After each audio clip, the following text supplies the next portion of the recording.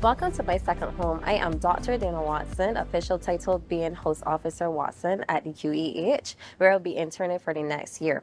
I'm currently on surgery in the urology department, but I would like to specialize in obstetrics and gynecology in the long run.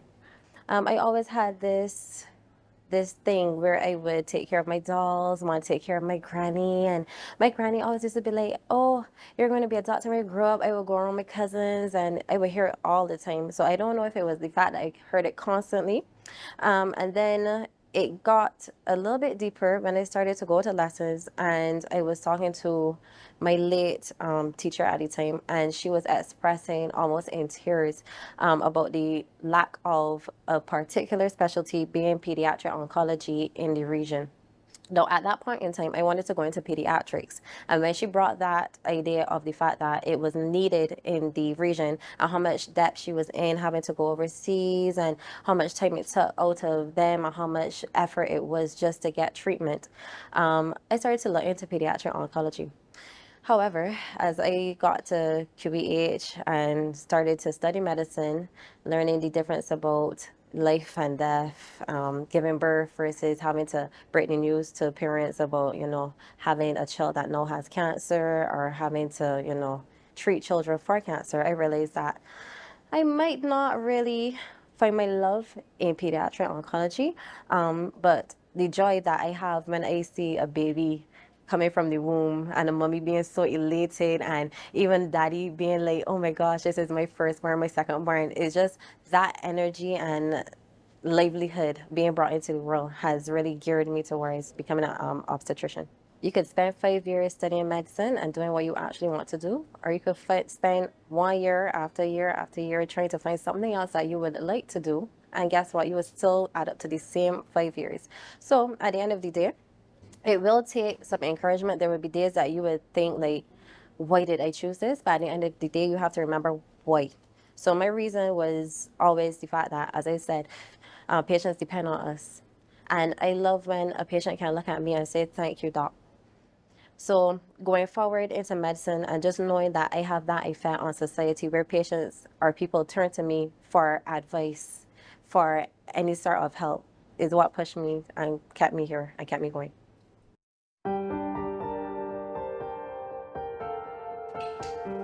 Hi everyone, I'm Dr. Danielle Reed Melillo and I'm a general physician. And today we're going to talk about exercise for obesity prevention. Exercise is important for your overall cardiovascular health and it's excellent for obesity and overweight prevention. I'd like you to aim for at least 4 days of exercise per week, and this exercise should consist of resistance training and aerobic exercise. You also want to have an exercise that you enjoy, and this will help you to stay consistent. Some examples of exercise could be walking your dog, walking with friends, swimming, or exercising at the gym with your trainer or with a group of friends. Exercise is also great for mental health and for stress relief.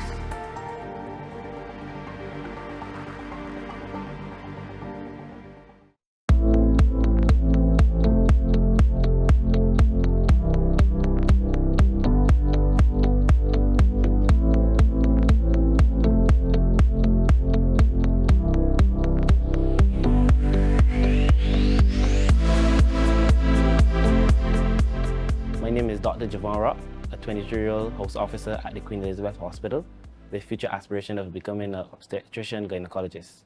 So I wanted to become a dentist because my dad is a dentist, as well as my uncle.